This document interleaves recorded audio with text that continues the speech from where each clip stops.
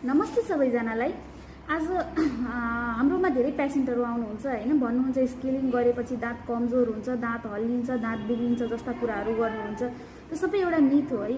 आज म हजुरलाई डेमोको साथ प्रुभ गर्न गइरहेछु कि स्केलिङ गरेपछि दाँतहरू हल्लिने बिग्रिने त्यस्तो केही पनि हुँदैन है। स्केलिङ भनेको हामी यो अल्ट्रासोनिक स्केलरले गर्छौँ है। यो भनेको अल्ट्रासोनिक स्केलरले गर्छन्। यसले चाहिँ हाम्रो अल्ट्रासोनिक वेभ र पानीको फोहराले दाँत सफा गर्ने है त। दाँतमा हाम्रो माथिको दाँतको सबभन्दा माथिको परतलाई हामी इनामेल भन्छौँ। यसले इनामेललाई सफा गर्ने। र इनामेल भनेको one of the strongest part of the body हाम्रो है त। इनामेल भनेको धेरै स्ट्रङ हुन्छ होइन। यो हाम्रो नेल हेर्न सक्नुहुन्छ हजुरहरू, यता नेल हेर्न सक्नुहुन्छ। यो नेल भनेको हाम्रो इनामेलभन्दा धेरै वीक हुन्छ है। अब यो स्केलर टिपले म यो नेलमा स्केलिङ गर्न गइरहेछु। नेलमा अलिकति पनि स्क्रैचहरू त्यस्तो केही पनि आएन, हेर्न सक्नुहुन्छ हजुरहरू।